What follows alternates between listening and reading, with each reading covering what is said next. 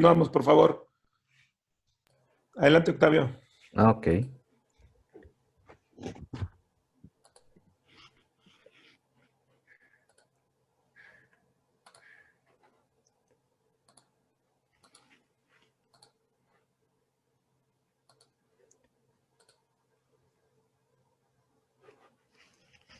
Hola, buenas tardes.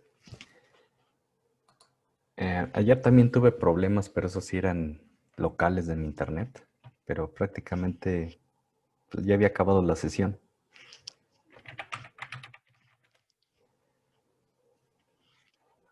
Y ahora voy a continuar en la parte donde me quedé.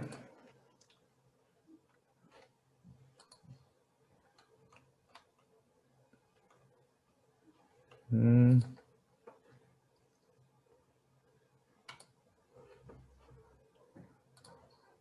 ok.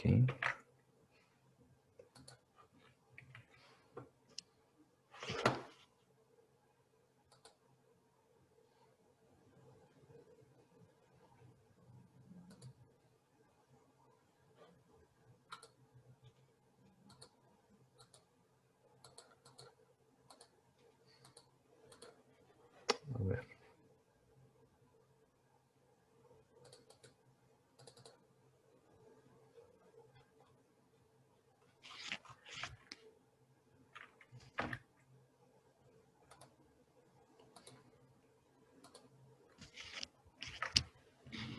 A ver.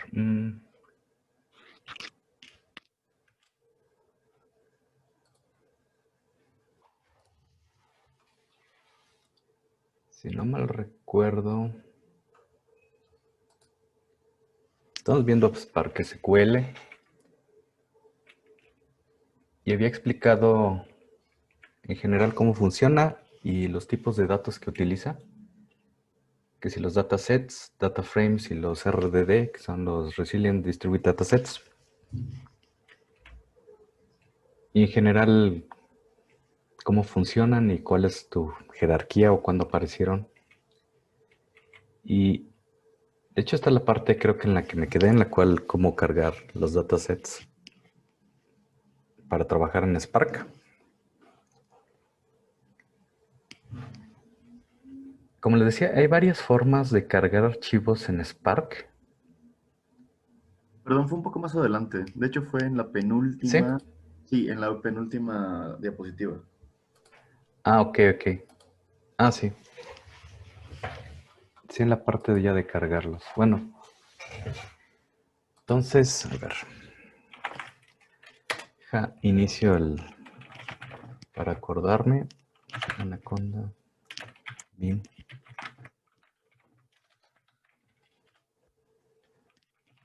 Anaconda. Create Spark. Y aquí es el Jupyter Lab.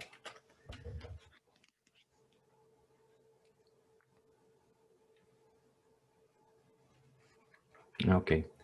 Sí, ya habíamos importado e inicializado el contexto y luego creado un contexto de estilo SQL, que era una de las formas para cargar archivos. Ahora les decía que el primer archivo que íbamos a cargar era uno que les compartí la vez pasada.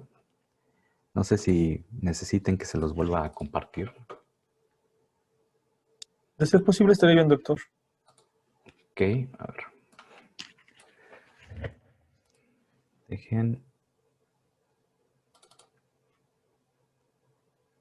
Déjense los paso.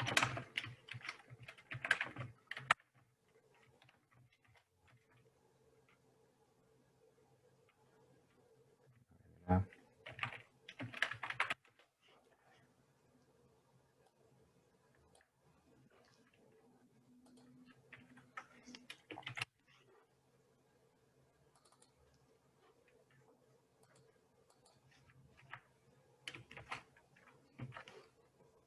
Uh-huh.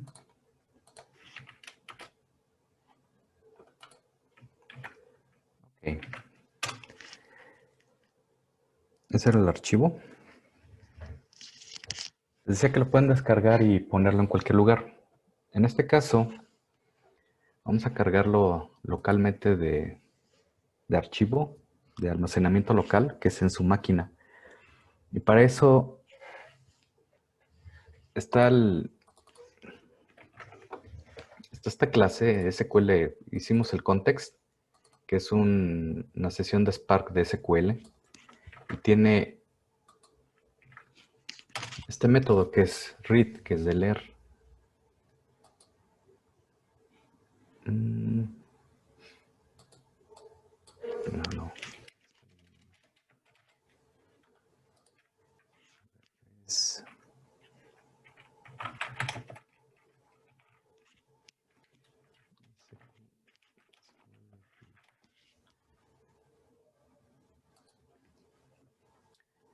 A ver si está por aquí la documentación de read.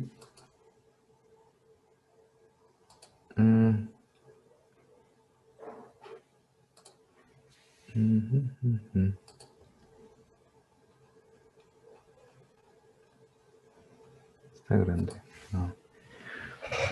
Bueno, les decía, puede leer diferentes formatos.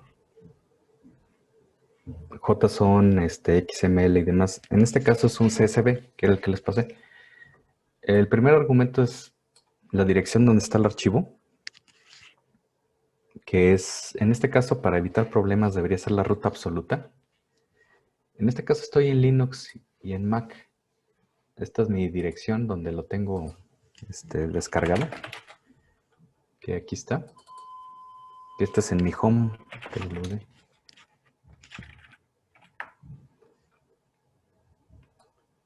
Y el archivo se llama así. Como les decía, tiene varias opciones para cargar, varias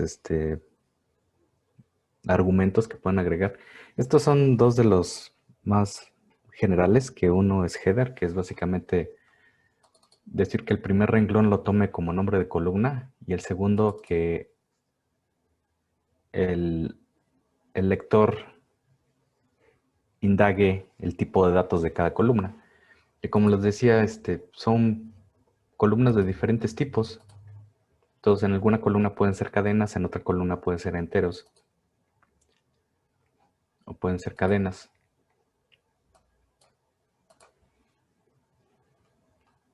Y como les decía, este era un archivo que saqué por ahí del INEGI, que es básicamente las poblaciones de México, pero divididas por zona metropolitana. Entonces, algunas columnas, por ejemplo, estas son números, cadenas. Esto lo puede interpretar como flotantes.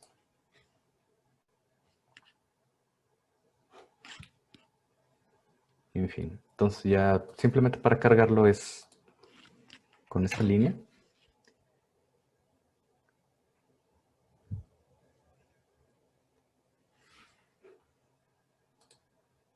Y en general podemos aquí imprimir las primeras líneas para ver si lo puedo leer. Este es un método del data frame que es show. Y show lo que hace es imprimir los primeros 20 renglones del dataset, del data frame que diga. Y de hecho, este método admite algunos parámetros. Le podemos decir, ok, ¿cuántos quieres que imprima? Digamos, no quiero 20, tal vez quiero nada más 5. Puede ser que solo 5. Y generalmente lo que hace es que, como es una simple impresión, hace como una compresión de la información para que quepa, pero puede decir, no, muéstramela entera.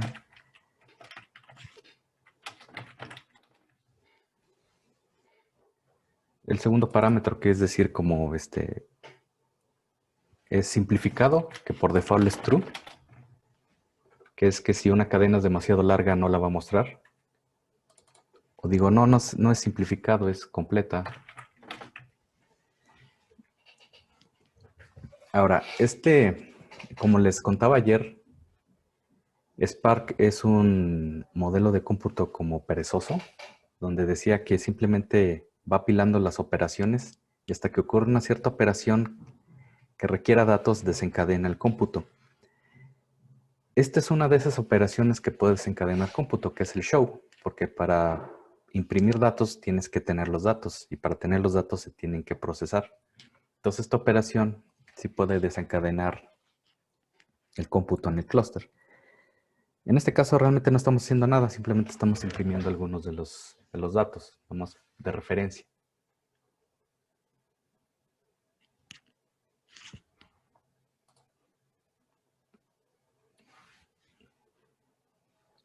Y de hecho, para que quede un poquito más claro, aquí se puede mostrar. De hecho, no puedo omitir aquí el print en el caso del Jupyter. ¿De qué tipo es esta variable? Es un data frame, pero es un data frame de PySpark o de Spark.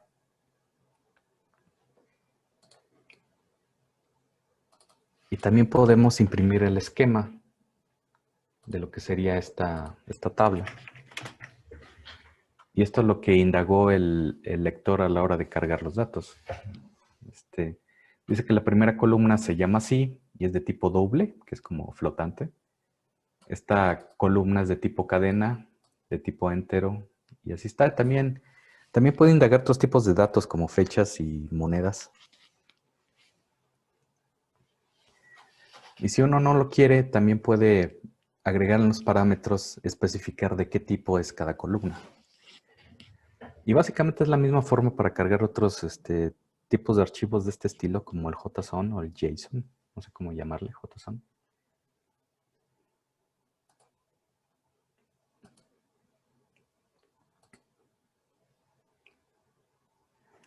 Ahora, ya tenemos aquí el data frame y como algunos data frames, pues podemos hacer algunas operaciones con ellos.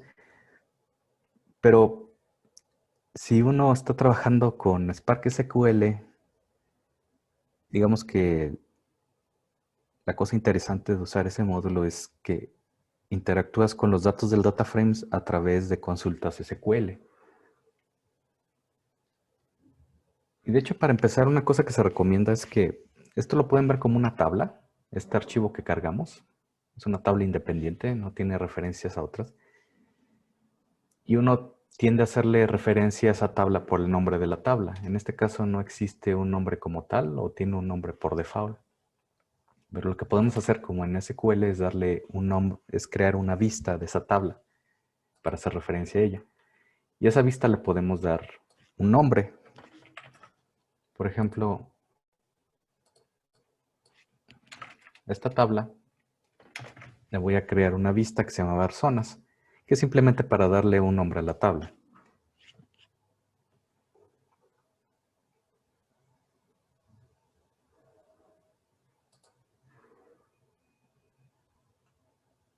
Ok.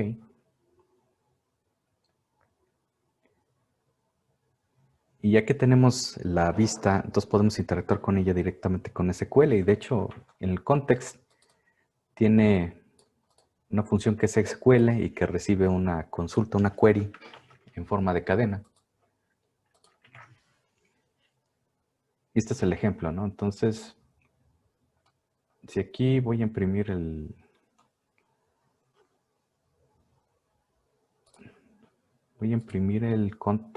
esquema, nomás para recordar el nombre de las columnas y demás.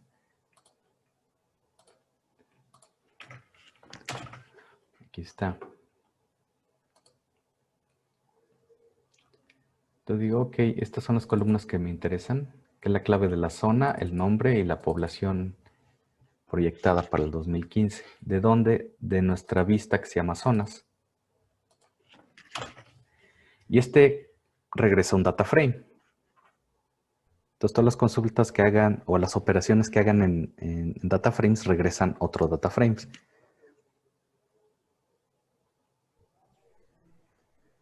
Ah, ok. Ah, por cierto, el documento de 2, si quieren también se lo comparto, aunque todavía no llego a la parte nueva de ese documento, o sea, todavía estoy en la parte del anterior. Pero si quieren también de una vez se las paso. Sería como el resto del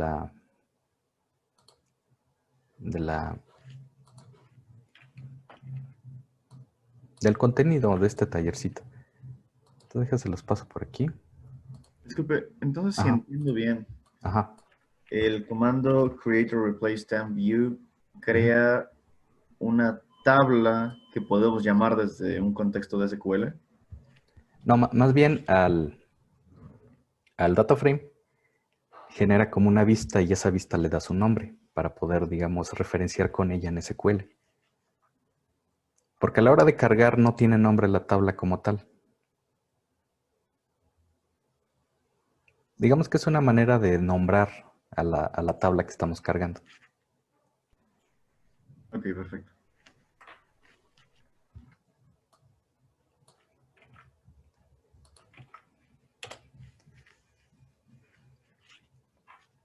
Bueno, les pasé por el chat el resto de la diapositiva nueva. ¿Qué les digo? Todavía estoy en la vieja, creo yo. Creo que termina en mlib, la diapositiva anterior. Creo que ya está completa. Ok. Así entonces, con la función SQL podemos hacer una query en SQL para los data frames que estén cargados. Y esa es la otra curiosidad. En este caso estamos cargando una simple tabla.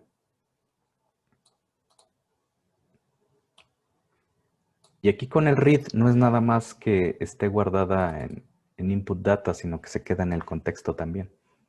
Entonces por eso que a pesar de aquí lo estamos nombrando desde el data frame, aún así podemos acceder a ella de manera global. Entonces en teoría si uno carga n archivos con SQL read, se quedan en el contexto general. Entonces uno puede hacer referencia a ellas.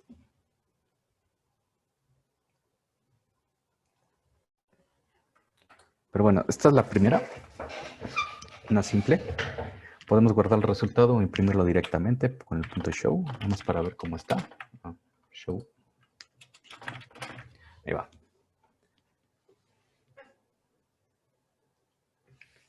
O lo guardamos en una variable tipo, en un data frame y luego el data frame le ponemos el show.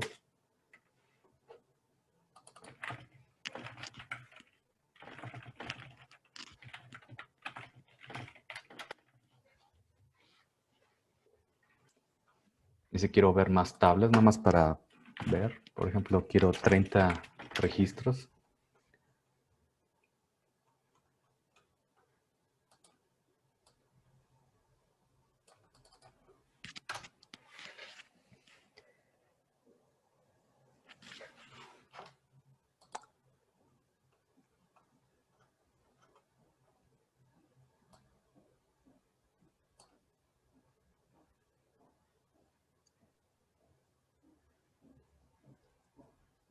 Y ahora podemos hacer otras cosillas, por ejemplo, filtrar, ver, digamos, población 2015, sea mayor de 12,000 personas, ¿no? Vamos a ver. Oh, ya.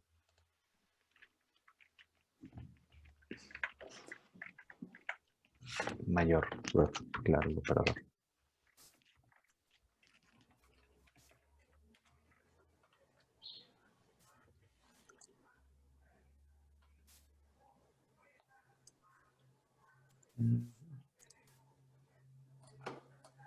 Otras operaciones como el sort, order by,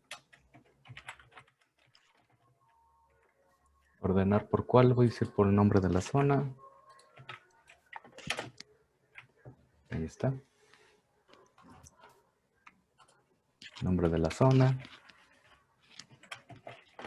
Por default es ascendente, que es del menor al mayor, o el des. Ascendente.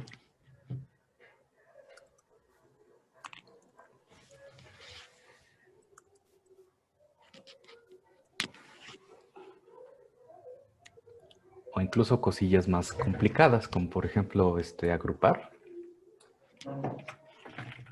Group by. Aquí lo que se repite sería el nombre de zona, por ejemplo.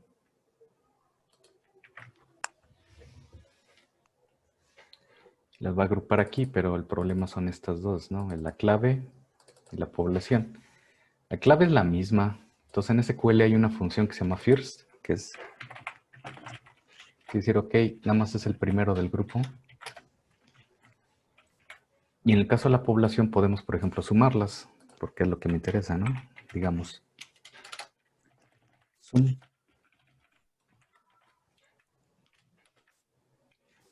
¿Qué me faltó? Sum, sí, debería ser. Sí, es ZM.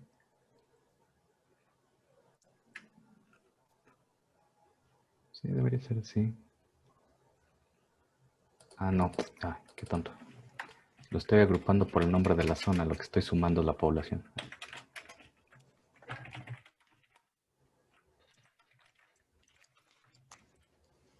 Ahí está. Y también como en SQL darle, por ejemplo, cambiarle el nombre. Decirle esta columna como clave. Nómbrala como clave y a esta población como población sumatoria.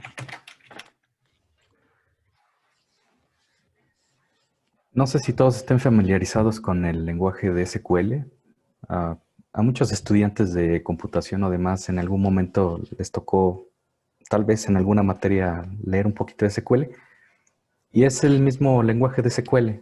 Entonces prácticamente en general las consultas que se pueden hacer en SQL en otra base de datos normal como MySQL o Postgres, prácticamente todo eso es compatible con el SQL de Spark y es aplicado a los data frames.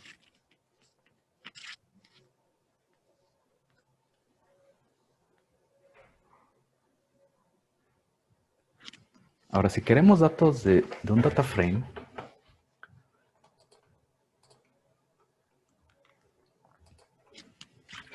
digamos, ok, me interesa estas 3 columnas igual.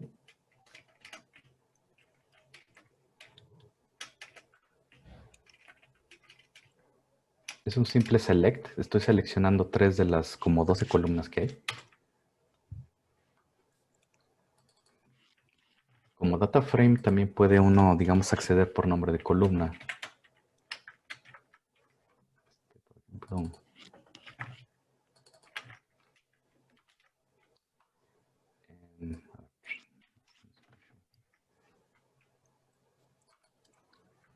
el detalle.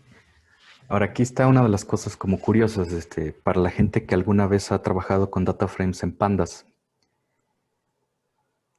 Uno cuando trabaja con data frames en pandas o en otra biblioteca parecida, uno está trabajando con ellas en manera directa. O sea, estás en tu computadora y estás accediendo directamente a ellas. Entonces puedes leer el contenido y hacer operaciones directas porque están, digamos, ahí, están en tu máquina. En el caso de Spark y de estos data frames son data frames de Spark. Entonces la información como tal está flotando en el clúster. No está en tu máquina, está en el clúster. Entonces las operaciones y demás que hagan se hacen allá hasta que tú requieras extraer datos.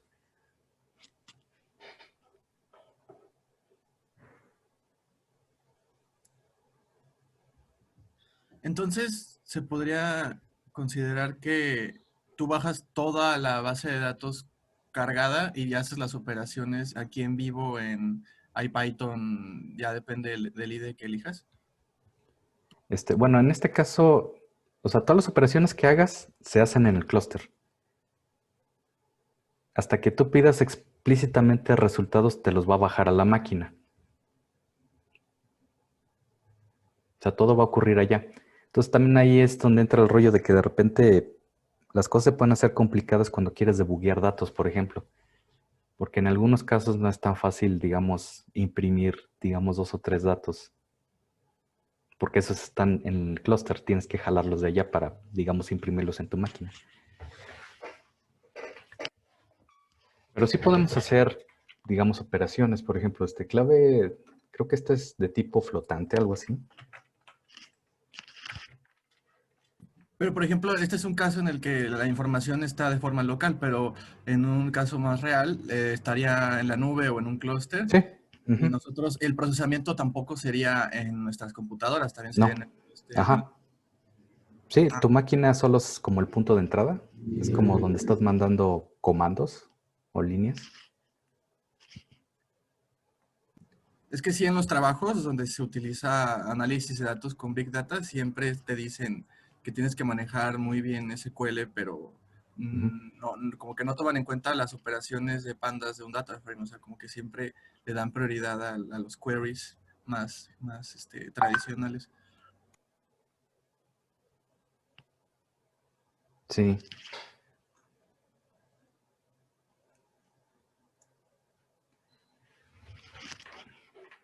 Sí, y de hecho estas son estas son columnas, ¿no? Por ejemplo, puedo...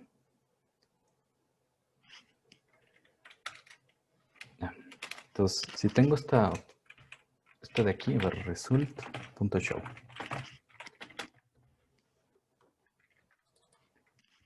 Y el teclado, ahí va. Ahora, ahora tenemos aquí el result que tiene este resultado. Pero también puedes, en el data frame directamente hacer consultas SQL. Pero estas en manera funcional. Por ejemplo, puedo hacerle un punto select. Y del data frame que ya tenemos esta información, que nada más son estas 3 columnas, puedo decir, ok, nada más quiero la primera, que es el ID de la zona. Y ya te regresa un data frame de tipo doble, que es nada más esa columna, por ejemplo, show.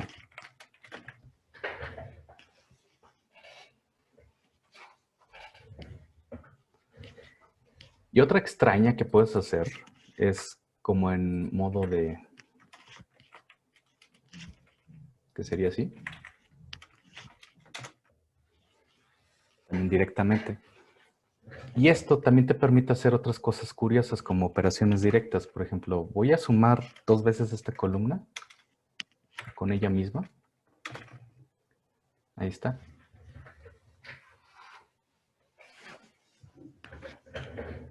O sea, por ejemplo, si quieres graficar una campana de la desviación estándar, ya podrías poner en pandas la fórmula y Ajá. ya después el resultado del query que ya hiciste arriba, ¿no? O Ujú. sea, más personalizado, más rápido.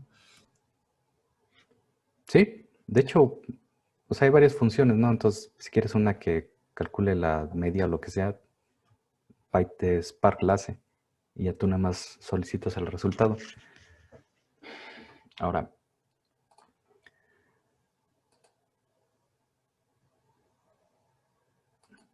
acá regresando a un poquito más en los data frames, estas son algunas de las funciones que soporta. Tiene un montón de funciones, pero digamos estas son algunas relevantes. El select que les acabo de enseñar, que es para seleccionar una columna dentro del data frame. Puede ser con el nombre de columna como una cadena o como una referencia a la columna con el mismo data frame, que era con el data frame y el corchete. Tiene RDD, que es, como decía, es un data frame, pero si quieres trabajarlo como un RDD, puedes hacerlo. Puedes convertirlo directamente con RDD. Limit. Limita, es como un select, pero de los primeros n resultados que tú quieras. El show es el que les enseñé que es para imprimir. El filter filtra todos los renglones o te regresa todos los renglones donde se cumpla una condición. Y el where es un alias del filter. Y aquí está este curioso, se llama collect. Y déjense los enseño de una vez el collect. Y si quieren ahorita checamos las otras funciones. Entonces, .show. Entonces decíamos, en el data frame tenemos esta información. Estas 3 columnas. Ahí está, ¿no? Vamos que, como les digo, está esta información en el clúster. Ahorita conceptualmente, ¿no? Ahora, cuando ya quieres jalar la información, ya tu máquina, digamos ya los resultados para, no sé, para graficar o hacer otra opción, está la función collect. Y eso lo que va a hacer es que toda la información del data frame que estás manejando, la va a jalar, la va a copiar del clúster a tu máquina. Y te lo va a copiar en un formato que es una lista de renglones. Ahora, esta función collect es medio peligrosa porque te va a regresar todo lo que tiene el data frame. Entonces, si tienes un data frame, no sé, digamos de 500 gigabytes, va a jalar los 500 gigabytes a tu máquina.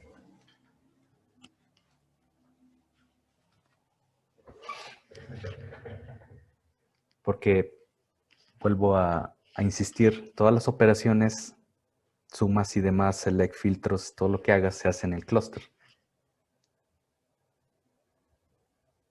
Y el collect va a jalar esos datos del data frame. Los va a copiar todos a tu máquina. Entonces también uno tiene que tener cuidado de cuánta es la información que está jalando. En este caso no hay tanto problema porque estamos manejando poquitos registros, entonces no hay tanto problema.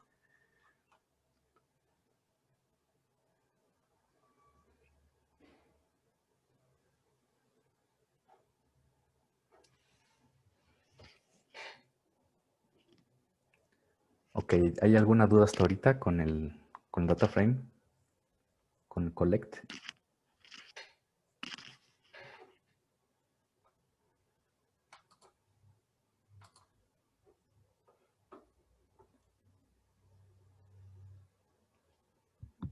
Sí, es posible. ¿Existe algún método que tome el input, perdón, el output de este collect y lo haga, digamos, un data frame en pandas?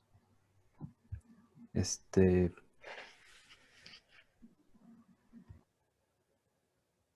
que sí tiene una función directa el data frame. De hecho, aquí está un truco para la gente de Python. Python tiene esta función que se llama dir, que saca todos los métodos que tiene el objeto. Entonces, por aquí creo que hay uno. Aquí está, esta función se llama toPandas. Nada más que no estoy seguro si lo que hace es convertirlo directamente. Ese sí no lo he probado. Pero a ver, deja ver qué hace.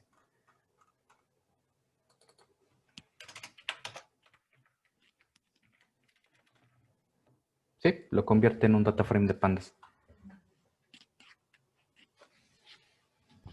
Perfecto, muchas gracias.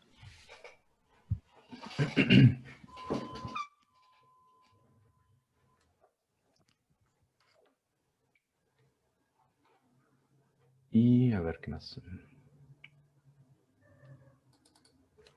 Estaba el limit, digamos a 10. Y collect. Por ejemplo, en este caso.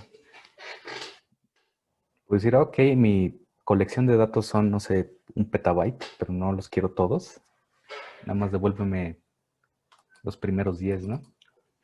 Puedes darle limit. El limit genera otro data frame y de ese data frame le estás dando la opción collect. O si uno quiere verlo así, es resultado 2 es igual a este y luego y R2 es un data frame y R2.collect. Ahí está. Sí, todas las operaciones generan un data frame. El data frame original, como venían las características que decía la vez pasada, es que es inmutable. Toda la información no la puedes cambiar, la puedes transformar en nuevos data frames, pero el original en sí no lo modificas.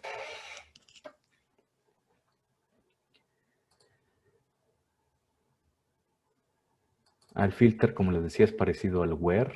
De hecho, es como un sinónimo. Aquí puede decir where o mejor filter. Son prácticamente iguales. Y aquí puedo decir algo, por ejemplo, que el result de esta columna, cable de la zona, por ejemplo, sea mayor a 2.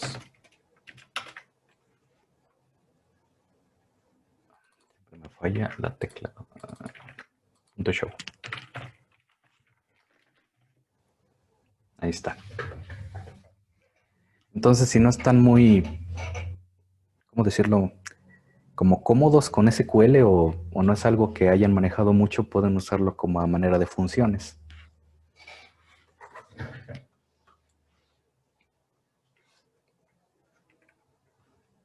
Esto en SQL sería equivalente a decir where clave de zona sea mayor a 2. Mayor a 2.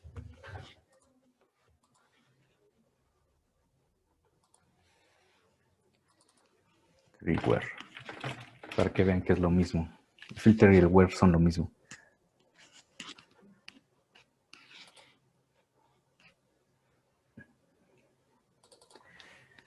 Está esta otra que se llama with column, en la cual hace una operación en una columna y la agrega al data frame, a un nuevo data frame.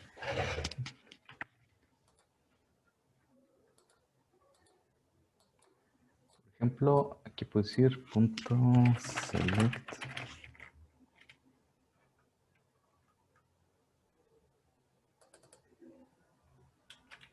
A ver.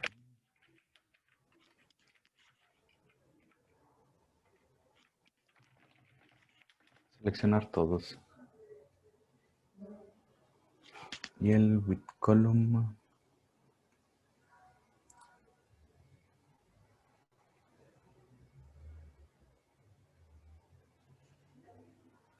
Ah, sí, cierto, puedo hacer algo como esto.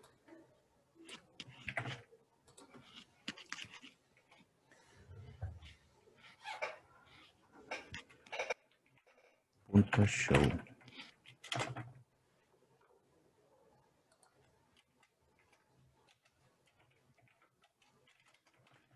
Ahí está. Estoy seleccionando todo, que son las 3 columnas, y luego le digo esta with column, que digo, va a haber una nueva columna que así le voy a poner, y el contenido de esa columna va a ser esto. Que en este caso lo que estoy haciendo es agarrar la columna 1 y la estoy haciéndole un cast, lo estoy convirtiendo en un entero.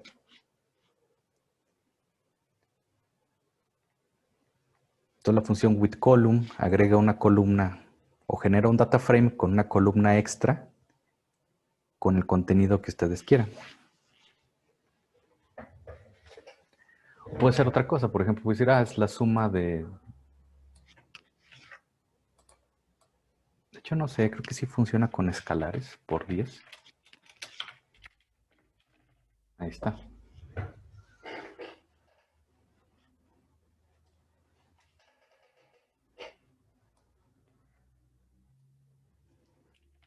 De hecho, creo que también funciona. No, sí debe ser una columna. Ahí está.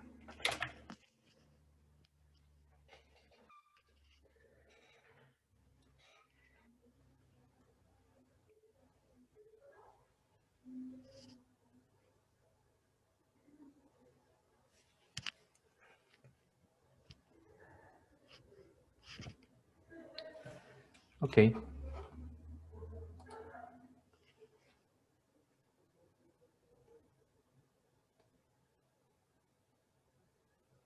Y luego tenemos RDD.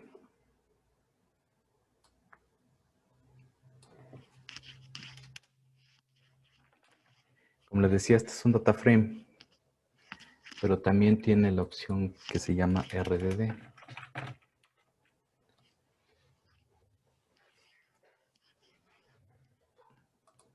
Es el type, para que Python nos diga qué es. Es un RDD, Resilient Distributed Dataset. Entonces, si nosotros tenemos que trabajar con otros métodos que trabajan nativamente con RDDs, pero nuestra información está en data frames, podemos convertirlos directamente. En este caso tiene esta función, que es la conversión directa o el mapeo RDD. Y RDD también tiene sus propias como funciones. Aquí muestro. Obviamente no las vamos a ver, pero aquí están, digamos, las propias funciones que tiene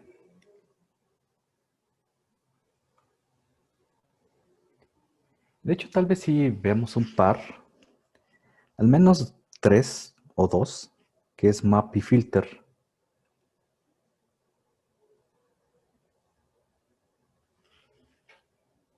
Pero bueno, también se puede hacer conversión directa a RDD sin tanto problema. Porque sí, hay algunas funciones que trabajan más cómodo con RDDs. Y entonces la conversión entre formatos es bastante simple y cómoda, yo diría.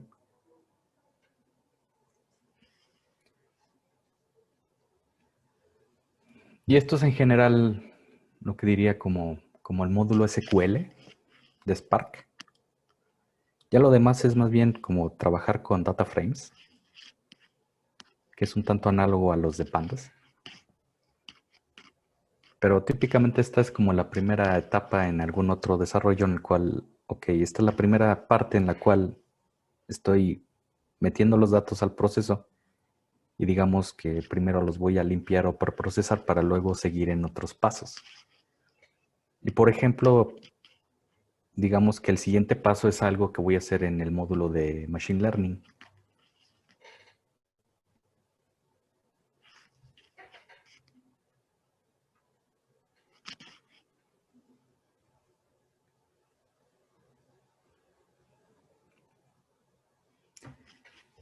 Entonces, ¿hay alguna duda hasta ahorita con este modulito SQL? ¿O alguna otra curiosidad? Sí, quizás preguntar, bueno, no propiamente de este módulo, pero ¿cuáles son aquellas ocasiones en las que deseamos utilizar RDDs en lugar de data frames? Ah, ok. Aquí en SQL como tal creo que no, pero de hecho en la segunda parte en MLlib, de hecho sí hay una parte en la cual usamos RDDs. Entonces en esa parte igual se ve para qué son útiles, ¿no? Pero sí, digamos más adelante sí se nota, o sí se ve ejemplos en los cuales se requiere usar RDDs. Ok, perfecto.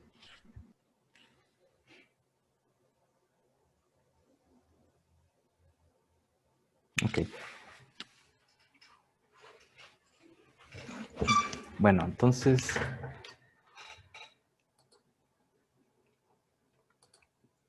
aquí ya entraría a ver por encima también lo que sería el módulo de Spark, que es MLlib, que es Machine Learning Library.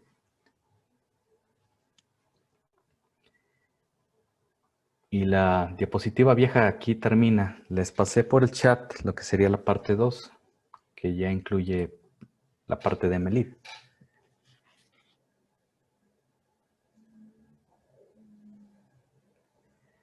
Ahora, como les decía, al principio de la diapositiva, la vez pasada, MLlib es básicamente una colección de funciones para estadística, álgebra lineal y algunos algoritmos de machine learning, clustering y demás, pero implementados en Spark. Y la ventaja de eso es que, digamos, en la parte de atrás están pensados y optimizados para clúster. Entonces, no es que uno tenga que ver cómo paralelizar, por ejemplo, un PCA, porque está la función ya en MLlib que hace eso. Y MLlib por atrás se encarga de ver cómo reparte el trabajo y demás. Ahora, MLlib se supone que está bajo una biblioteca que se llama Breeze, que es como la implementación de las bibliotecas NetLib, que es RPack, BLAS, LAPACK, pero de Java. Y están muy optimizadas para cálculo numérico. Ahora, el detalle está en que algunas de esas bibliotecas tienen como rollos de licencia y demás. Entonces no suelen venir en la instalación por default de Spark. Aunque algunas de esas pone que son gratis y demás, pero tienen rollos con la licencia. Entonces para evitarse problemas no las incluyen por default. Uno tiene que como que instalarlas a mano. Entonces esta instalación que la mayoría de ustedes tiene, no tiene, digamos, el backend optimizado, sino que está utilizando funciones genéricas de Java. Entonces, digamos que desde ahorita les puedo advertir que algunas cosas puede que vayan lento. Precisamente por eso, porque está usando, digamos, el equivalente de funciones no optimizadas. Y de hecho, creo que cuando ejecuta alguna de esas funciones aquí en el, ¿cómo se llama? En la consola del Jupyter, puede que aviente unos warnings. De hecho, es probable que aquí salgan algunos, pero bueno. Ya lo dejé, aquí está. Ahora, como realmente es un montón, de hecho, creo que aquí podemos verla así rápido. A ver, es Spark. Melib.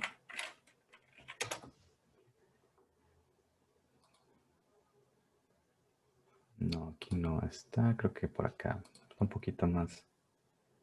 Ok.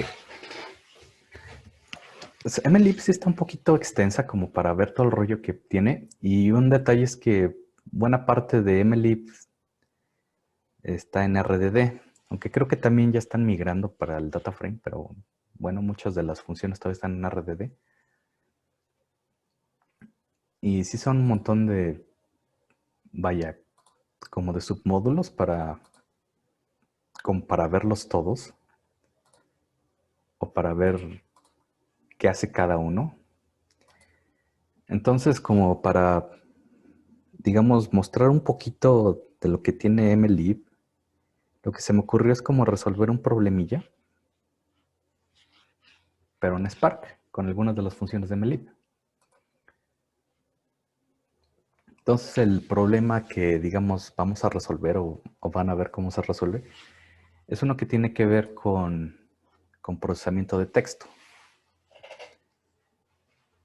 Aquí está ese campo que le llaman NLP o NPL, que es Natural Processing Language, o el procesamiento del lenguaje natural, que es básicamente tratar de procesar con máquinas el lenguaje escrito por humanos. Y se utiliza para muchas cosas, ¿no? Para clasificar textos, búsquedas en engines, extracción de características, por ejemplo, para hacer resúmenes, indagar qué son personas, qué son objetos y bla, bla, bla. Ahora, yo no soy un experto en esta rama ni nada por el estilo. Y vamos a hacer un ejercicio muy simple que se llama LSA. LSA significa Latent Semantic Analysis, que es análisis semántico latente, así le llaman. Básicamente es un método, un algoritmo matemático para encontrar relaciones entre documentos. ¿Y a qué me refiero con relaciones? Si tenemos dos documentos de texto, ¿qué tanto se parecen? Así en general. ¿Qué tanto se parecen? ¿Basado en qué? Basado en su contenido. En el contenido que son palabras. Es texto. Y este algoritmo se compone en general como de tres pasos muy generales, que una es convertir el texto, la primera, que también le llaman tokenizar, que es básicamente, tengo una colección de textos y cada texto lo puedes ver como un renglón. Cada renglón tiene un texto. Cada renglón es un documento. Bueno, ¿qué tal si ese documento lo dividimos en palabras? O sea, las separamos. Entonces, cada renglón tenemos una lista de palabras. Y ahora, ¿qué tal si hacemos como un histograma? Contamos esas palabras que tanto se repiten. Y hacemos eso con todos los documentos. Dicen, ok, para hacer eso, primero debemos tener un vocabulario. ¿Qué es eso? Es extraer todas las palabras únicas que existen en todos los documentos que vamos a analizar y generar como un diccionario, un vocabulario de palabras únicas. Y luego, a partir de ese vocabulario diccionario, que lo pueden ver aquí en esta columna, digamos, este es el vocabulario, digamos, en cada renglón es una palabra y cada columna es un documento. Y básicamente es decir, ok, esta palabra cuántas veces aparece en el documento 1, cuántas veces aparece en el documento 2, cuántas veces aparece en el 3 y así. Y así con todas las palabras del vocabulario de todos los documentos. De esta manera, lo que dirían por ahí, estamos transformando el texto. Lo estamos vectorizando, ¿no? en un vector de características, y esas características es simplemente la frecuencia de las palabras, ¿no? Entonces, el primer paso en este algoritmo es convertir los documentos a una matriz, que le llaman de términos documentos, donde los renglones, digamos, son las palabras del vocabulario general, y las columnas es cada documento. ¿Cuántas veces se repite esa palabra en el documento? Ese es el primer paso, generar esta matriz de términos documentos o documentos términos o palabras documentos, como quieran llamarlo. El segundo paso es a esa matriz aplicarle un algoritmo que le llaman TF-IDF, que es la frecuencia de los términos con respecto al inverso de la frecuencia en los documentos. Así, para no hacerla muy confusa o extrema, es básicamente, hay palabras que se repiten en todos los documentos. Un ejemplo, una palabra, un artículo, el, la. Esas palabras aparecen un montón, pero realmente no son muy relevantes, no son muy útiles. En cambio, hay otras palabras que aparecen muy poquito, y esas son más relevantes porque si aparecen muy poco es porque salen en un documento en específico. Entonces, puede decirse que es como una palabra clave, que es más relevante. Entonces, para evitar que con el puro conteo las palabras que se repiten mucho tengan mucho más peso que las palabras que se repitan menos, se aplica esta formulita que es básicamente como una normalización. Entonces se les da un peso más grande a las palabras que no aparecen tanto, y a las palabras que salen un montón, que serían como palabras spam, les reduce el peso para que no contribuyan tanto al análisis, ¿no? Y finalmente es hacer una reducción de dimensiones. ¿Qué significa esto? Tenemos nuestra matriz en la cual en los renglones, en las columnas son los documentos. No sé, a lo mejor tiene 100 documentos, 2000 documentos, 3 documentos, no sé. Y palabras pueden ser un montón. ¿Cuántas? ¿Quién sabe? Pueden ser 100,000 palabras, por ejemplo. Depende de qué tan extensos son los textos. Pero puede que algunas palabras por semántica tengan más peso que otras. Entonces, hay una teoría por ahí que aplica que si uno reduce la dimensión, o sea, como que ignora algunas de esas como columnas o palabras, hay algunas que tienen más relevancia. Y aplicándole una simple, esto se llama el SVD, es el Singular Value Decomposition, es una operación matriz en la cual, por así decirlo, como que se comprime. Entonces podemos decir, ok, tengo 10,000 palabras, pero quiero comprimirlas a nomás 100 términos relevantes. Entonces uno puede meterlo a esta función y decirle, ok, comprímeme la matriz de 10,000 a 100. Y al final tenemos una matriz como comprimida que en teoría está más... Los vectores son más chiquitos y tienen más información. ¿Qué es un vector? El documento en sí es un vector. Y vamos a comprimir la cantidad de renglones que son relevantes, por así decirlo. Y eso lo hace SVD, ¿no? Entonces son solo estos 3 pasos. Generar la matriz, hacerle la normalización de la matriz y luego reducir la dimensión de la matriz con SVD. Son esos 3 pasos. Y al final, con la matriz final que tenemos, podemos hacer algo simple como medir distancias.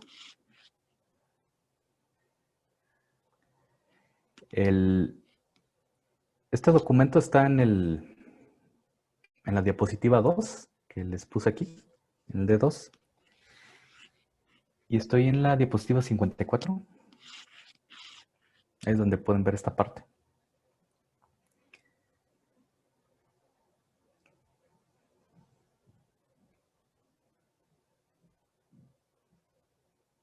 Ok. Les decía, el método SVD genera como 3 matrices. De esas nada más utilizamos una. Les digo, no tiene que comprender muchísimo qué hace este rollo. Es básicamente una manera de convertir textos a una representación en la cual luego yo pueda medirle algo. En este caso, medir distancias. Digamos que de buenas a primeras no puedo medir distancias con puras palabras, sino tengo que convertirlas en algo que sea compatible con eso. Entonces, básicamente lo que vamos a hacer es eso, es convertir un montón de documentos de texto en una matriz. Y esa matriz, cada renglón le vamos a medir la distancia con respecto a los otros renglones para ver qué tan parecidos son los renglones. Y ese parecido podemos interpretarlo como que el texto es muy similar o es muy relacionado.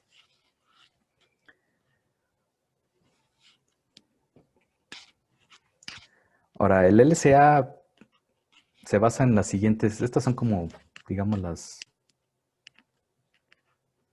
es como ¿cómo decirlo?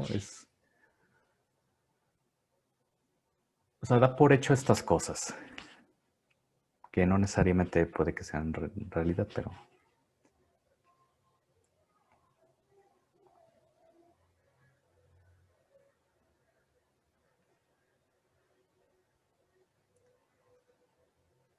Y estos también son como pasos que uno haría a la hora de hacer el proceso.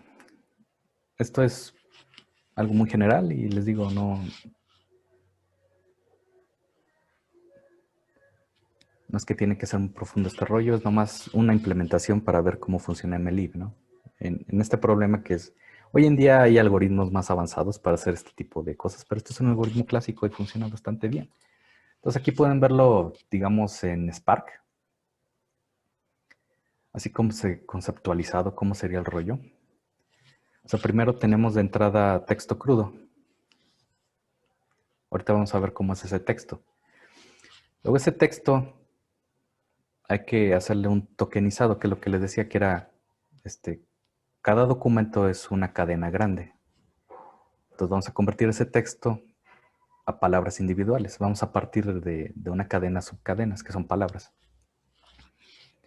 Luego estas palabras les vamos a hacer algún filtrado. Vamos a quitar, por ejemplo, esas palabras que se repiten mucho. Y vamos a aplicarle algunas cosas, por ejemplo, que todas las palabras sean minúsculas. Vamos a remover símbolos que no nos importan, como por ejemplo comas, puntos, dobles puntos, diagonales. Y de ahí vamos a generar la matriz que decíamos al principio. Luego a esa matriz le vamos a aplicar lo del TF-IDF, que es para normalizar los pesos. Y aquí vamos a tener lo que sería nuestra matriz de características. Y finalmente a esta le aplicamos SVD. Y ya tenemos nuestra matriz final, en la cual podemos hacer el LCA. Entonces uno puede verlo como en estos pasos.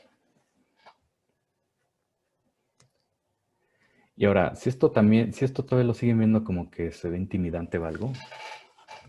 De hecho, preparé un notebook donde ya está todo en pasos. Y ahorita se los paso para que lo puedan ver. A ver. Ahorita se los pongo en el chat.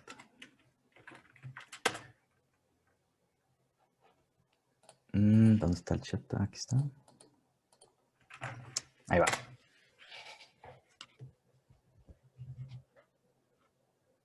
De hecho, también vienen explicados los pasos en cada textbox para que después lo puedan seguir, por ejemplo, en su casa si le quieren dar una segunda vuelta.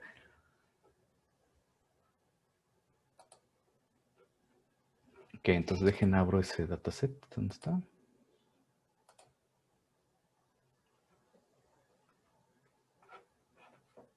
Bueno, yo lo tengo aquí, pero el mío se llama diferente. Es este de aquí. Déjalo reinicio. Ahí está. Ahora, este ejercicio requiere un archivo. Ahorita lo checamos. Entonces, primero inicializo Spark, el contexto de Spark.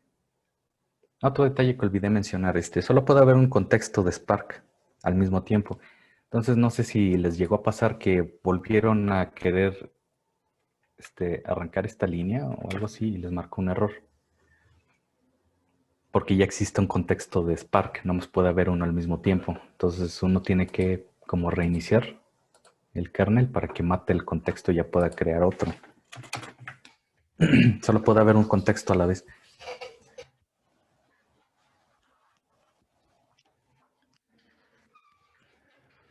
Ahora, para este ejemplo, y voy a decir que exactamente qué textos somos los que vamos a clasificar. Es un archivito que también, creo que también les voy a pasar por el chat.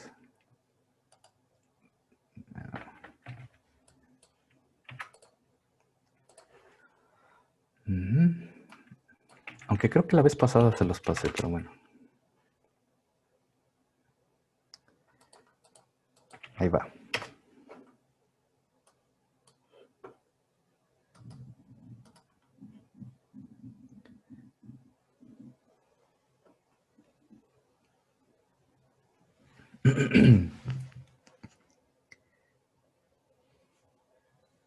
Puede que el explorador se los abra como un texto lleno en la pantalla, entonces le pueden dar botón derecho y guardar como. E igual lo guardan en algún lugar de fácil acceso.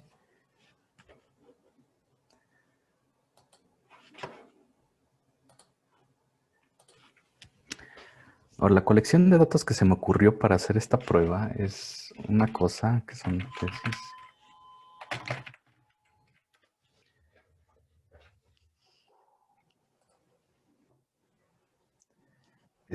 La Suprema Corte tiene una base de datos con tesis y jurisprudencias, que es como interpretaciones de leyes. Y tiene un montoncillo. Entonces uno puede, digamos, cualquier otra manera de llegar por ellas.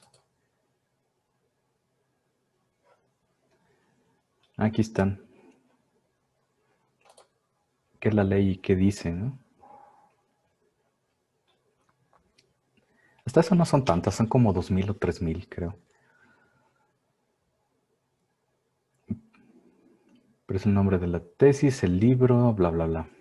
Ahora, yo les ahorré ese trabajo porque yo extraje todas estas. Son todas las tesis que hay en esta basecita de datos y se las estoy pasando en formato JSON. Entonces, si tengo aquí esos datos, creo que sí. Aquí están, sí los tengo. Entonces, acá en el Solo como notebook. curiosidad, ¿cómo Ajá. hizo el scraping? ¿Perdón? ¿Cómo obtuvo ese JSON? Ah, Solo por curiosidad. no, sí.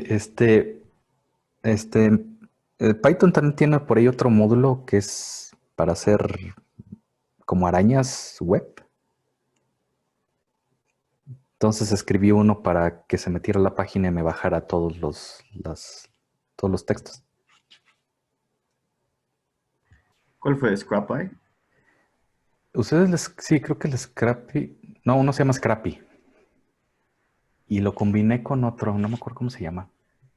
Beautiful Soup. También. Y otro más, nada más que no me acuerdo. O sea, combiné como 3 cosillas. Ah, ok. Pero uno lo bajó, luego otro lo limpió y demás. Pero sí. Sí, porque bajarlas de una por una sí estaba de flojera porque son como 3000 o 2500, algo así. Sí, claro. Bueno, muchas gracias. Ok. Y... sí. Entonces igual, aquí por default le puse tesis.json. Igual de preferencia pongan la ruta absoluta para que lo encuentre, que les decía que es esta, la mía. En mi caso, también para la gente que ande jalando en Windows, ya saben que Windows utiliza la diagonal invertida. Y Linux y Mac utilizan esta diagonal. Entonces aquí la puedo cargar.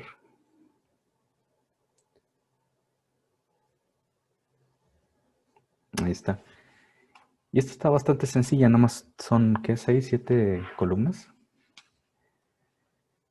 El index es nada más. De hecho aquí también pueden abrirlo en el, ¿cómo se llama? En el Jupyter. Aquí se las muestra en forma de árbol. Son 2800 ítems. Ok. O sea, son 2853 documentos o tesis, jurisprudencia. Tiene estos campos, el registro, que es como el identificador interno que tiene la tesis, como clasificación de la tesis, la localización, que es dónde fue publicada y demás. Y el rublo, que podrían verlo como el título de la tesis. El texto, que esto es lo que nos interesa, que es el texto que dice de la tesis. Y acá es otro rollo como antecedentes y demás.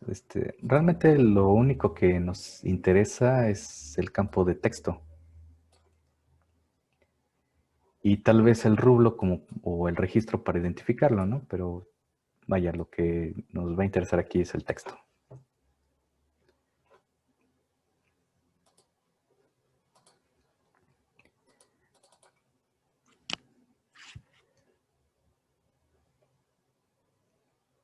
Y ahora, esta primera parte es la misma de Spark, de SQL. Entonces aquí no hay mucho misterio. O sea, cargamos el dataset, input data. Igual le creamos una vista para poder, digamos, trabajar con SQL. Aquí yo le puse documentos.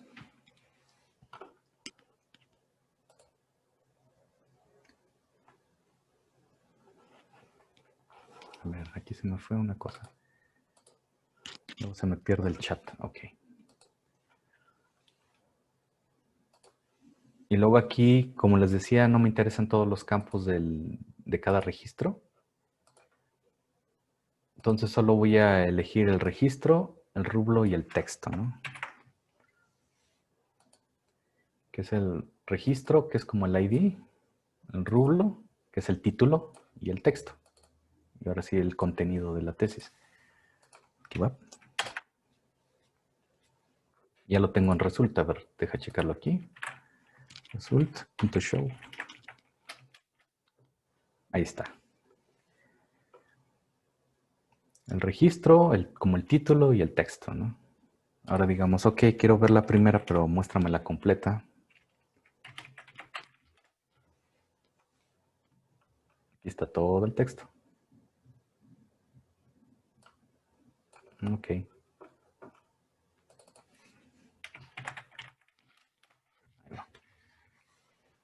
por eso es que no sale completo. Tengo que darle aquí el falso para que me lo imprima completo.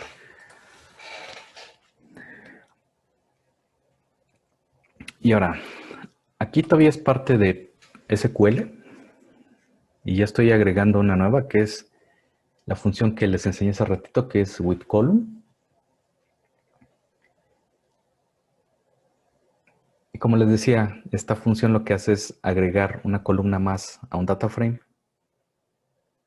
y rellena la información con los datos que requieren. Ahora, aquí tal vez también me faltó hablar un poquito, pero el módulo de SQL también tiene un módulo que se llama Functions. Y aquí lo importo como F. Estas son funciones de... algunas funciones de SQL directamente que pueden aplicarlas a columnas. De hecho, aquí puedo... Tal vez aquí puedo mostrarlas. Primero ejecuto esta columna. Agregar aquí. Por ejemplo, dir. Que tiene el módulo F o de functions de SQL. Son todas estas funciones de SQL que pueden aplicar a columnas. Cosas como absoluto, convertirlos a array. Un montón. De hecho, otra manera de por ejemplo, seleccionar columnas podría ser existe este f.col. Y aquí damos el nombre de la columna.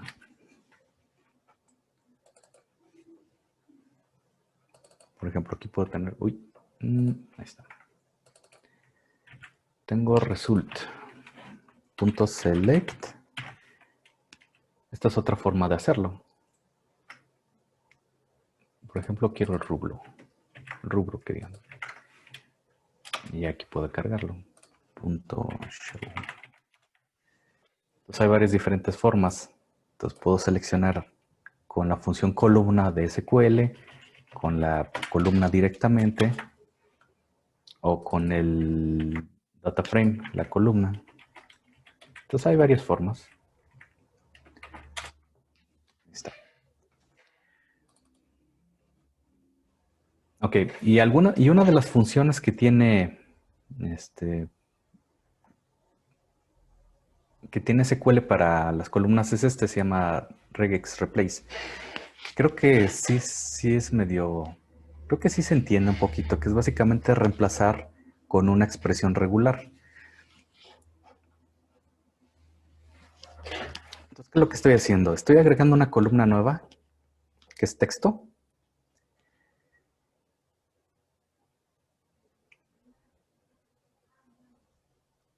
Y lo que voy a hacer es que la columna texto, que ya existe, le voy a hacer esta transformación, ¿no? Que es donde haya comas o diagonales o puntos, sustitúyalo con un espacio. Entonces lo que estoy haciendo aquí es filtrar el texto de puntos y comas. Eso es lo que está haciendo esta parte. Ahora, como les decía con el de aquí, con el with column, puedo agregar una columna o sustituir una columna. Si la columna se llama diferente, va a agregar una columna diferente. Si se llama igual que una que existe, la va a como sobreescribir, por así decirlo, en el data frame que genere.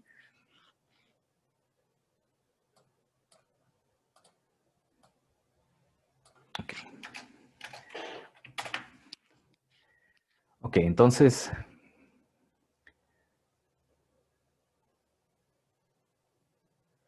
lo que hicimos fue que al texto le filtramos los comas y puntos y las diagonales. Y en su lugar lo sustituimos con espacios. Eso fue lo que hicimos aquí. Ok. Y ahora lo que vamos a hacer es, vamos a importar algunas de las funciones de mlib para las operaciones que vamos a hacer. Y estas son las más relevantes que vamos a utilizar, son estas 4. Es la clase tokenizer, IDF, stop word remover y count vectorizer. Cada uno hace una cosa diferente. Pero estos son los módulos de Machine Learning, de mlib, del submódulo Future, porque lo que vamos a hacer es extraer características, ¿no? Entonces, estos están dentro de este submódulo de mlib, que es parte de Spark. Entonces, aquí los estoy importando de una vez, porque son los que vamos a utilizar. Entonces, el primero es el tokenizer. Entonces, vamos a ver si está por ahí directamente. A ver, Spark, tokenizer.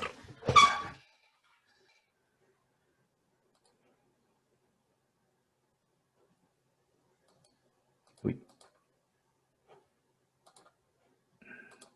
Ahí está.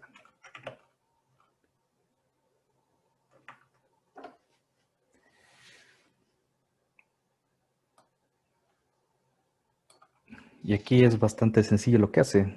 Tokenizar básicamente es el proceso de partir un texto en palabras. Y para eso está esta clase de Spark, de mlib, que es el tokenizer. Aquí muestra un pequeño ejemplo de cómo usarlo, ¿no? Pero es básicamente el mismo aquí. El tokenizer, entre varias de las opciones que recibe, son estas dos. Estas dos son las más relevantes, ¿no? Es la columna de entrada y la columna de salida. Es básicamente, ok, la columna de entrada es de dónde voy a jalar los datos, de qué columna. Y el output call es en qué columna voy a guardar los resultados. Así es como se inicializa el objeto de tokenizer. Luego, una cosa que tienen en común prácticamente todos estas clases es que tienen una función que es fit o transform, que es donde aplican la transformación. Entonces, el tokenizer tiene el transform y dice qué es lo que vas a transformar este data frame. ¿Qué tiene el data frame? El registro, el rublo y el texto, que es lo que nos importa. Ok, ¿cuál es la columna de esas 3 que voy a utilizar de entrada? Es texto, la columna texto. Ok, ¿y dónde voy a guardar los resultados? Bueno, vas a agregar una nueva columna que le voy a poner de nombre words y ahí es donde vas a guardar los resultados. Ok, ¿queda claro esto? Creo que es directo, creo yo. Lo que va a ser la función, la clase tokenizer. Sí. Ok. Entonces ya aquí si lo ejecuto. Igual casi no se alcanza a ver, pero le puedo aquí dar el false para que se alcance a ver. Ah, sí, no lo puedo aplicar 2 veces. Ok. Entonces deja agrego otra. Aquí. Ahí está. Bueno, está el texto original y aquí está la nueva columna. Y como pueden ver, tiene comas. Es porque son palabras independientes. Es una lista. Aquí pueden ver los corchetes. Entonces agregó una nueva columna y lo que hizo es que este texto lo partió en palabras. Entonces generó una lista de palabras. Es lo que hizo ese transformador. Tokenizer es lo que hizo.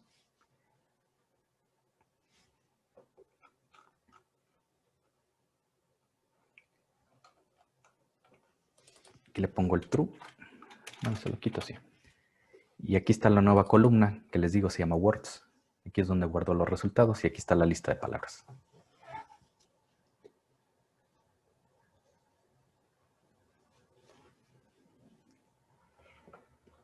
Ahora, el siguiente paso es filtrar ahora palabras. Decir, ok, ya tengo mi lista de palabras, pero algunas palabras, como les explicaba, son poco relevantes, ¿no? Y de hecho, ya existe un concepto en este mundo del análisis del lenguaje que le llaman stop words, que son palabras que se repiten mucho y les decía, como caso de los artículos y demás, ¿no? El, a, por, qué, de, cómo. Y Spark ya tiene el suyo, que es tiene un modulito que es el Stop Word Remover, que es básicamente como un diccionario de palabras y soporta varios lenguajes. Entonces, vamos a usar ¿cómo se llama? El transformador ese, que es el removedor de palabras repetidas, por así decirlo. Y es muy parecido. También pide dos, como argumentos, la columna de entrada, de dónde voy a jalar los datos, y la columna de salida, donde los voy a guardar. Entonces, aquí está, que es la lista de palabras, que es en la columna words. Dice, ok, ahora la entrada va a ser words. Y vas a generar una nueva columna que yo le puse como filter, ¿no? Filtrado. Ahí es donde vas a guardar los resultados. Y ahora sí, aquí dice, aquí pide lo que sería la lista de palabras que va a remover. Bueno, Stop Word Remover tiene un diccionario interno en varios lenguajes con una lista de palabras comunes que suelen excluirse. Y aquí específicamente digo, como los textos están en español, el diccionario que cargue tiene que estar en español. Entonces son estos tres argumentos relevantes, que es columna de entrada, columna de salida y la lista de palabras a remover. Y nuevamente tengo el remover y le aplico la transformación al data frame. Y ahí está. Entonces esta es la columna de entrada y acá está la columna de salida. Y de hecho ya aquí luego se alcanza a ver, por ejemplo, estaba la palabra conforme a y ya desapareció a.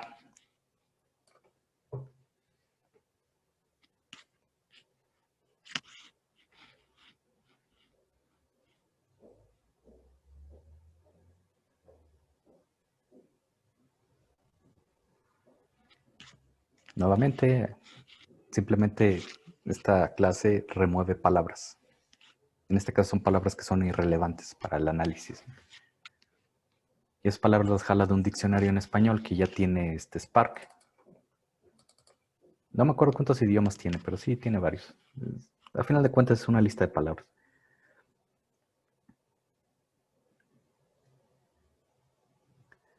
Ah, y olvidé de mencionar, creo que desde el anterior el tokenizador también convierte las palabras, las vuelve todas creo que en minúsculas.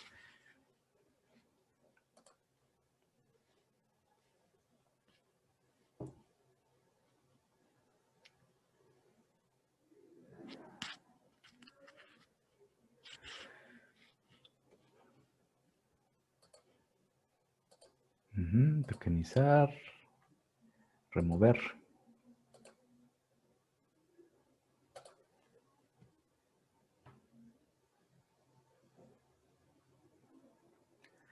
Ahora el siguiente paso es ahora sí vectorizar los documentos. Para eso está esta otra clase que se llama Count Vectorizer. Esta clase tiene como objetivo convertir una lista de tokens en un diccionario de frecuencias.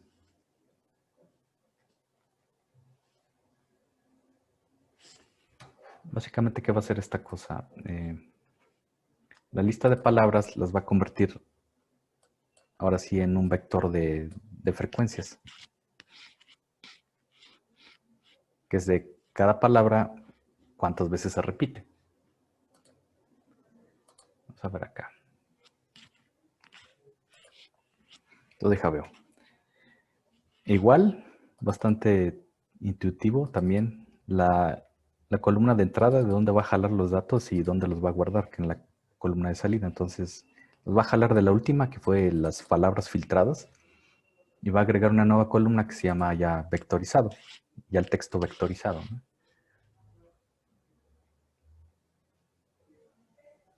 Aquí el vectorizer tiene un paso extra que se llama fit, que es para crear un modelo. Y así para no hacer el cuento muy largo, ¿qué significa este modelo? Bueno, tiene que ser como que un análisis de todos los textos, porque para hacer la vectorización debe generar un vocabulario. ¿Qué es el vocabulario? Es todas las palabras únicas que existen en todos los documentos, que es como el diccionario global. Y ya una vez que tenga ese diccionario, entonces ahora sí puede ponerse a contar palabras documento por documento. Entonces, digamos que la primera parte del fit es como generar ese modelo para todos los documentos, que es básicamente nomás el vocabulario. Y ya que tiene el vocabulario, entonces ya puede hacer la transformación, que es esta parte de aquí. Entonces vamos a darle.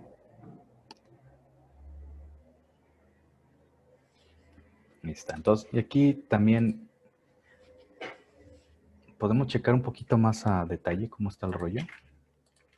Coma. Falso. Ahí va. Igual los jalo de aquí y los guardo acá en Vectorize. Vamos a ver qué guarda un Vectorize.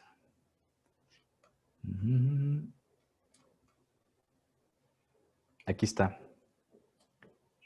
Es esta la columna. ¿Esto qué significa? Es simplemente una lista de frecuencias. Y a ver si se alcanza a ver. Ok. Son en realidad una tupla de 3 elementos. Primero tiene esta. Ese número es el tamaño del vector. El tamaño del vector es de 18.277 palabras. Luego aquí viene una lista, que es esta de aquí. Termina más o menos hasta acá. Esa lista que es el índice de las palabras. Y este es un rollo que viene con este relajo, porque el detalle de este tipo de análisis es que no todas las palabras existen en todos los documentos. Por ejemplo, en esta matricita de ejemplo, esta palabra sí existe en el documento 1, pero no existe ni en el 2, ni en el 3, ni en el 6. Esta palabra sí aparece en estos documentos, pero en los otros no existe. Entonces vamos a tener lo que son como vectores dispersos o algo así. O sea, son vectores donde la mayoría de las celdas están vacías, tienen 0. Y no sé si alguna vez han trabajado con matrices dispersas o eso, pero suele ser como que un desperdicio de memoria, ¿no? Tienes una enorme matriz en la cual la gran mayoría de las celdas están vacías. Nada más hay una que otra que está ocupada. Entonces Spark también automáticamente hace eso, utiliza cuando puede vectores dispersos y matrices dispersas. ¿Y cuál es la diferencia entre una matriz normal? Bueno, que una matriz o vector disperso consta de 3 elementos, que es primero el tamaño del vector, la lista de índices que sí tienen un dato y ya los datos de esos índices. Eso es lo que significan estos 3 elementos. Entonces uno es el tamaño del vector, los índices que sí tienen algún dato y ahora el dato de esos índices.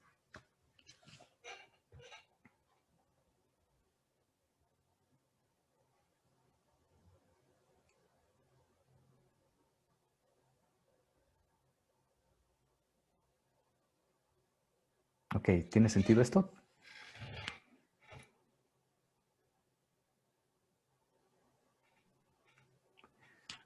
Porque creo que ya se me acaba el tiempo.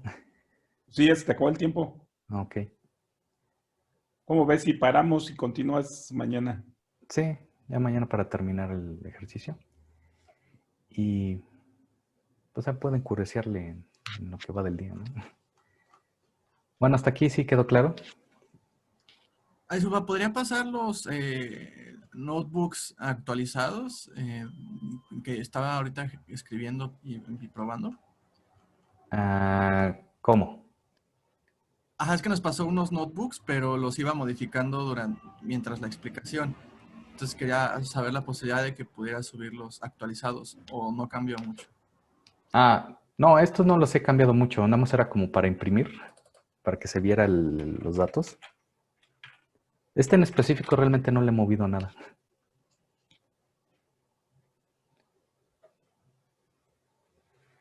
Pero, o al final o sea, mañana igual les paso algunos, ya con más cosillas. Sí, más que nada por la parte de SQL, ¿no?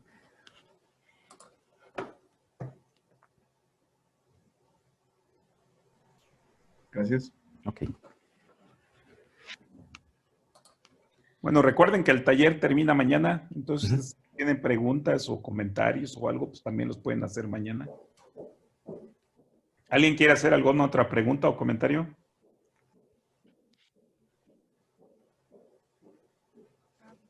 Pues le damos las gracias entonces, Octavio, y continuamos hoy en la tarde a las 4 de la tarde, por favor. Bueno, parece que ya se estabilizó la transmisión. Entonces, continuamos en la tarde. Muchas gracias a todos. Ok, gracias.